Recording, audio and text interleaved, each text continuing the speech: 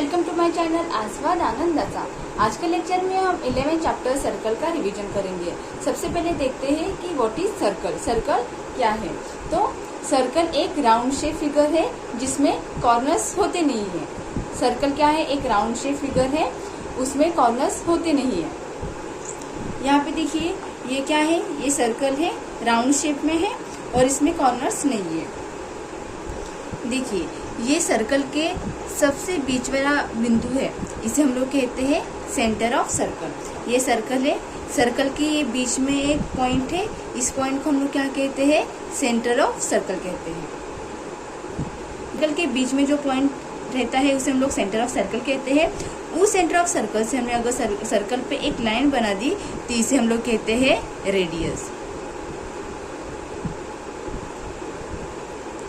एक लाइन है वो सेंटर ऑफ सर्कल से पास होके जाती है और उसे एंड पॉइंट है। तो यहाँ पे देखिए यहाँ पे एंड पॉइंट है और ये सेंटर ऑफ सर्कल से जाती है तो इसे हम लोग कहते हैं डायामीटर। तो इसे हम लोग क्या कहते हैं? डायामीटर। इसे हम क्या है? तो line segment joining any two point. Line segment joining any two point. तो ये क्या करती है? कॉर्ड क्या करता है? तो 2 पॉइंट को ज्वाइन करता है तो उसे हम लोग क्या कहते हैं? कॉर्ड कहते हैं। और ये जो डायामीटर है वो सबसे लार्जेस्ट कॉर्ड होता है, ठीक है? क्योंकि डायामीटर में भी इस यहाँ पे 2 पॉइंट को कनेक्ट किया है तो कॉर्ड क्या होता है? तो line segment joining any 2 point. अभी देखिए ये जो बाउंड्री है इसे हम लोग क्या कहते हैं? सर्कमफरेंस कहते हैं। तो यहाँ पे हमने देखा centre of circle, radius, diameter, chord and circumference.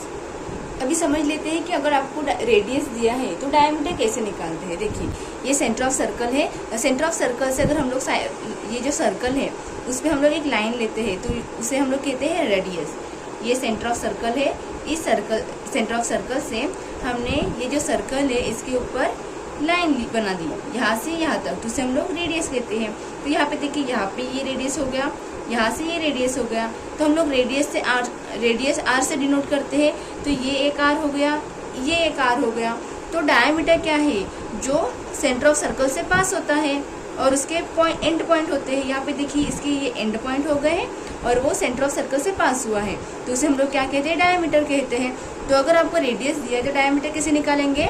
तो डायमीटर इज इक्वल टू ये देखिए ये आर है, ये आर है, तो आर प्लस आर क्या होता है? 2r होता है। तो डायमीटर हम लोग d से डिनोट करते हैं। तो ये कितने ये 2r है तो यहाँ पे 2r लिखेंगे। तो अगर आपको रेडियस दिया है तो आप डायमीटर कैसे निकालेंगे? d is equal to 2r। अगर आपको डायमीटर दिया है एंड रेडियस निकालना है तो कैसे निकालेंगे?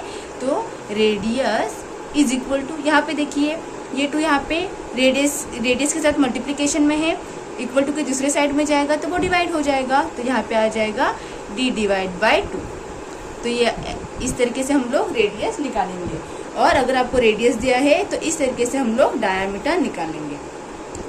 अगर हम लोग सर्कमफरेंस एंड डायमीटर इनका रेशियो लेते हैं तो हमें एक 3 पॉइंट एक वैल्यू आती है। 3 पॉइंट एक वैल्यू आती है तो उसे हम लोग कहते हैं पाई, ठीक है? एक 3 पॉइंट समथिंग एक वैल्यू मिलती है तो उसे हम लोग कहते हैं पाई। तो सर्कमफरेंस डिवाइड बाय डायमीटर करते हैं तो हमें एक 3 पॉइंट एक वैल्यू मिलती है, 3 पॉइंट सम वैल्यू, तो उसे हम लोग कहते हैं पाई। सर्कमफरेंस हम डिनोट करते हैं सी से, c डिवाइड बाय डायमीटर हो जाएगा d इज इक्वल टू ये पाई। अगर हमें सर्कमफरेंस निकालना होगा तो क्या होगा? c is equal to pi d। अभी हमें d पता है, d क्या है? 2r है, तो c इज इक्वल टू ये 2 पाई r। तो सर्कमफरेंस कैसे निकालेंगे? एक फॉर्मूला है, अगर आपको डायमीटर दिया होगा तो c is equal to pi d करेंगे एंड अगर आपको रेडियस दिया होगा तो c is equal to 2 pi r, ये फॉर्मूला यूज करेंगे। तो समझ में आया कि सर्कमफरेंस का formula pi d and 2 pi r कैसे आया। अगर आपको सर्कमफरेंस दिया होगा तो आप डायमीटर निकाल सकते हैं एंड रेडियस भी निकाल सकते हैं। तो आपको जब भी सर्कमफरेंस निकालना होगा तो डायमीटर दिया होगा तो pi D, C is equal to pi D formula use करना है। अगर आपको रेडियस दिया होगा तो उसे इज इक्वल टू 2πr ये फॉर्मूला यूज करना है। अगर आपको सर्कमफरेंस दिया है एंड डायामीटर एंड रेडियस पूछा है तो इन दोनों में से आप कोई भी फॉर्मूला यूज करके निकाल सकते हैं। अगर ये फर्स्ट वाला फॉर्मूला यूज करते हो तो पहले आपको डायामीटर आ जाएगा, डिवाइड बाय 2 करेंगे तो आपको रेडियस मिल जाएगा। अगर आपने ये सेकेंड वाला फॉर्मूला यूज किया तो आपको रेडियस मिलेगा, रेडियस को मल्टीप्लाई 2 करेंगे तो आपको डायामीटर मिल जाएगा। हमने ये वाले फॉर्मूले यूज करके कुछ प्रॉब्लम सॉल्व किए थे, आप जाके वो देख लीजिएगा।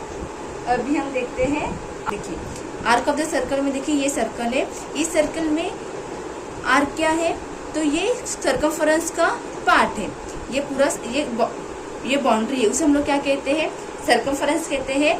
तो ये डार्क वाला रीजन दिख रहा है, ये क्या है आपका आर्क है। तो अगर हमने यहाँ से यहाँ तक लिया, यहाँ से यहाँ तक लिया, यहाँ से यहाँ तक लिया, इस पॉइंट से इस पॉइंट तक लिया, ये क्या है, ये भी आर्क ही है।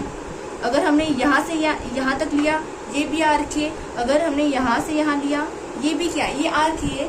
मतलब क्या है कि ये एक पार्ट है किसका, सर्कमफरेंस का।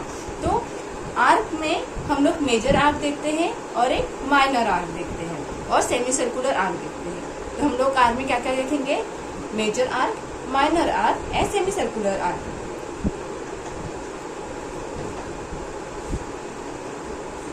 देखिए ये जो PQ है, ये PQ क्या है, कॉर्ड है। तो इस कॉर्ड की वजह से सर्कल 2 पार्ट्स में डिवाइड हुआ है। तो यहाँ पे PYQ ये माइनर आर्क हो जाता है और PXQ ये मेजर आर्क हो जाता है। अभी यहाँ पे देखिए ये RT क्या है, ये डायमीटर है। इस डायमीटर की वजह से सर्कल है 2 इक्वल पार्ट्स में डिवाइड हुआ है। तो यहाँ पे RXT एंड RYT ये क्या है, आर्क्स है, सेमी सर्कुलर आर्क्स है, ठीक है। क्योंकि यहाँ पे जो डायमीटर है वो क्या करता है, 2 इक्वल आर्क्स में सर्कल को डिवाइड करता है। तो यहाँ पे RXT एंड RYT ये क्या है, सेमी सर्कुलर आर्क्स है। तो यहाँ पे सेमी सर्कुलर आर्क्स कौन से हो गए, RXT एंड RYT। अभी यहाँ पे देखिए ये सर्कल है, इस सर्कल का O क्या है, सेंटर ऑफ सर्कल है, OQ क्या है, रेडियस है। तो यहाँ पे देखिए यहाँ से ये जो AOQ ये सेंट्रल एंगल है, ठीक है, ये है 45 डिग्री। तो ये जो आर्क बना है AYQ, इसका मेजर भी कितना होगा, 45 डिग्री ही होगा।